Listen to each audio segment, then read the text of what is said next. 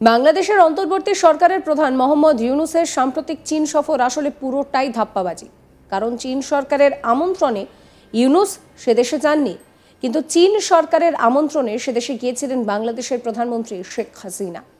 ইউনূস নাকি চীনে গিয়েছেন অর্থনৈতিক সামিটে যোগ দিতে। দুটোর মধ্যে বিস্তর ফারাক, এই দাবি করেছেন ডিফেন্স বিশ্লেষক আর কে শ্রীবাস্তব। এই প্রসঙ্গে কি ব্যাখ্যা দিচ্ছেন তিনি, শুনুন। আপনি প্রত্যেকটা ভিজিটের পর একটা জয়েন্ট প্রেস রিলিজ হয়। এটা 28 মার্চে 2025-এ ওরা বিজিং থেকে দিলেন এই ভিজিটের। আর শেখ হাসিনা ওয়াজেদ 11 জুলাই 2024-এ ছিল।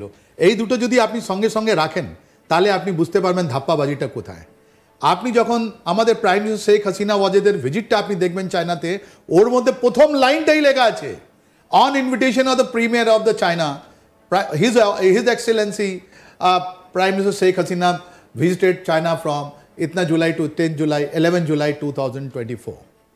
এনার প্রেস রিলিজটা আপনি দেখে নিন প্রথম লাইনটাই আছে, on invitation of the general secretary of the Boao forum for the Asia he has visited China from 26 to 29। মানে এটা কোনো স্টেট ভিজিটই নয়, এটা কোনো স্টেট ভিজিট নয়। স্টেট ভিজিট মানে leader to leader. Sheikh Hasina Wazed state ভিজিটে ছিলেন, ইনি একটা প্রাইভেট ভিজিটে ছিলেন।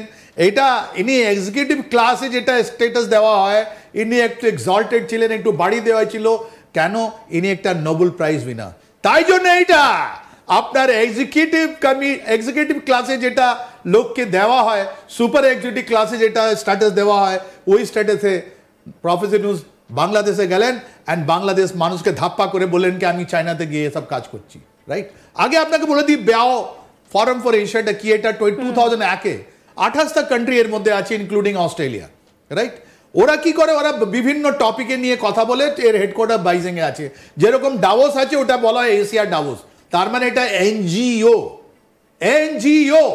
এটা কোনো গভর্নমেন্ট ইনস্টিটিউশন নয়, অর্থনৈতিক ফোরাম টাইপের। অর্থনৈতিক ফোরাম ওরা ডিসকাস করেছে। আনফরচুনেটলি ওরা ডিসকাস করেছে status of Asia and the changing world order.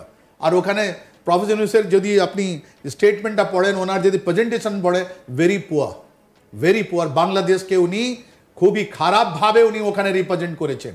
আর বাংলাদেশ মানুষকে এখানে একটা ডেন্টিং পেন্টিং করে একটা $23 মিলিয়ন থেকে যে ন্যারেটিভ হতো, ওই ন্যারেটিভ দিয়ে বলে দিলাম আমি তো চায়না গেছি, স্টেট ভিজিট না কি ভিজিটে, এরকম কোনো ভিজিট নয়। এটা ধাপ্পাবাজি ছিল, পিওর ধাপ্পাবাজি, number 1। Number 2, at the end of the joint যে প্রেস রিলিজ হয়েছে, ওটা যদি আপনি দেখেন এটা বহুতই ভয়ঙ্কর। এর একটা দূরগামী, একটা ফার রিচিং এর ইম্প্যাক্ট আছে। প্রত্যেকবার যতবার আপনি যান, যতবার হেড অফ স্টেট যদি চায়না যায়, প্রাইম মিনিস্টার শেখ হাসিনা 5 বার গেছেন, ইনক্লুডিং দ্য লাস্ট ওয়ান, যেখানে উনি 10 জুলাই 2024-এ উনি ফেরত এসেছেন। উনি বললেন আমার মেয়ের শরীর খারাপ, আমি 11 তারিখে বদলে আমি 10 তারিখে আসছি। ওর মধ্যে এটা উনি দিলেন, কিন্তু হলো যে চায়না যে ছিল ওনাকে ভালো করে ট্রিট করেনি, তাই জন্য কি ফেরত এসেছিলেন, রাইট।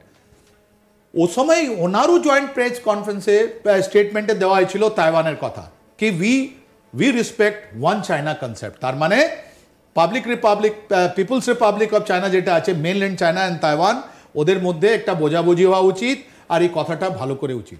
কিন্তু এই ইউনূস ওনার 28 মার্চ আপনি যদি প্রেস রিলিজটা দেখেন, জয়েন্ট প্রেস রিলিজ, ওর মধ্যে একটা ভয়ঙ্কর জিনিস লুকিয়ে আছে। উনি বলছেন আমরা তাইওয়ানের ইন্ডিপেন্ডেন্সকে আমরা সাপোর্ট করি না, তাইওয়ানের ইন্ডিপেন্ডেন্সকে আমরা সাপোর্ট করি না। ইনি পিস প্রাইজ কে দিয়েছে এনাকে? পিস প্রাইজ, নোবেল পিস প্রাইজকে বলা হলো এটা নোবেল প্রাইজটা কেড়ে নাও। নোবেল পিস প্রাইজ বললো সরি। কিন্তু এই ক্ষেত্রে এই যে ইন্ডিপেন্ডেন্সটা রয়েছে সেটাকে সাপোর্ট করছে, অথচ ইউনূস তিনি গিয়ে বলছেন সাপোর্ট করছেন না। তিনি বলছেন ওয়ান নেশন আমি সাপোর্ট করছি, কিন্তু ওর ইন্ডিপেন্ডেন্স, ওরা ইন্ডিপেন্ডেন্ট কান্ট্রি নয়, এটা আমি সাপোর্ট করছি না। এটা 360 ডিগ্রি টার্ন অ্যারাউন্ড। তার মানে কি হলো জানেন? তার মানে বাংলাদেশের লোক যারা আছেন ওদেরকে বলা হয় তুমি 1947-এ তোমরা তো পার্ট অফ দ্য ব্রিটিশ ইউনিয়নে ছিলে, তো তোমরা কি করে স্বাধীনতা পেলে? এই যে তাইওয়ানের কথা যেটা আছে, যেখানে চাংকাই শেক পালালেন, এইটা 1949 থেকে ওখানে ওরা আছে ওখানে, রাইট। এটা পুরনো কথা, আজকে তাইওয়ানের কথা হয়নি। It is something like challenging their legitimacy. এটা বহুত বড় কথা উনি জয়েন্ট প্রেস রিলিজে বললেন। ওনাকে এটা কে বললো এটা বলতে? Who has given him the authorisation? ওখানে ইলেক্টেড গভর্নমেন্ট নেই, উনি কোনো জায়গা মতো নেননি, ওনার কোনো ক্যাবিনেট নেই। উনি কি প্রেসিডেন্ট সঙ্গে কথা বলেছেন যে আমি গিয়ে বলবো যে আমরা তাইওয়ানের ইন্ডিপেন্ডেন্টকে সাপোর্ট করি না? তাহলে এই কথাটা বলার রাইটটা উনি কোথা থেকে পেলেন? উনি রাইটটা পেলেন কোথা থেকে? আমরা ওদের পয়সা থেকে পেলেন যে চায়না ওনাকে দিল পয়সা, রাইট? আপনি বলুন কি উনি এই যে কোনো যদি পার্লামেন্ট না থাকে, কোনো ক্যাবিনেট না থাকে, তাহলে কি করে? আর উনি এই বাংলাদেশের যে মুক্তিযোদ্ধাদের আছে ওদের তো খুব ঘৃণা করেন ইনি, নফরত করেন ইনি। তাই জন্যই উনি 26 মার্চ যখন ওদের ন্যাশনাল ডে, যখন ওদের ইন্ডিপেন্ডেন্স, ওদিন চায়না গেলেন। উনি বলেন না না না না, এই মুক্তিযোদ্ধা, এই ইন্ডিপেন্ডেন্স অফ বাংলাদেশ আমি মানি না, রাইট? এখানে কোনো ন্যাশনাল প্যারেড হবে না, কোনো মিলিটারি প্যারেড হবে না, প্রত্যেকটা ডিস্ট্রিক্টের কাজ হবে। আর এই বলে ইউনূস গেছিলেন চায়নাতে, আর ওখানে গিয়ে এখন তাইওয়ানের সম্বন্ধে বলে দিলেন কি আমাদের বাংলাদেশের ভাই বোনরা যারা মুক্তিযোদ্ধা আছে, যারা ওখানে অন্য পলিটিক্যাল পার্টি হয়েছে, কি সাপোর্ট করেন এটা? যে উনি ইউজ করে আসলেন, উনি দেশের সঙ্গে গদ্দারি করেছেন, উনি দেশের একটা নীতি কথা বলেছেন যেটা অক্ষম্য অপরাধ।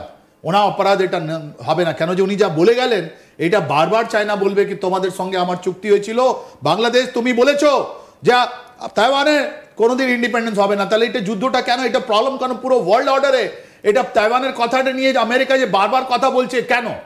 বিকজ ওরা চায় যে বাংলা, এই যে তাইওয়ান আছে, ওদের মানুষ, ওখানে ইলেক্টেড গভর্নমেন্ট আছে, ওদের প্রেসিডেন্ট আছে, কেএমটি আছে, অনেকগুলো পলিটিক্যাল অ্যাক্টিভিটি, ডেমোক্রেটিক গভর্নমেন্ট আছে। ওদের তো চয়েস ছিল কি আমি ইন্ডিপেন্ডেন্ট থাকবো না আমি মেনল্যান্ড চায়না থেকে যাব, রাইট? এটা পুরো নেগেট করে আসলেন। এই যে লোক বলে আমি পিস নিয়ে কথা বলি, ওনাকে যেনাকে পিসের জন্য নোবেল প্রাইজ দেওয়া হলো, উনি গদ্দারি করে চলে এসছেন, পুরো কনসেপ্টটা উনি উড়িয়ে চলে এসছেন।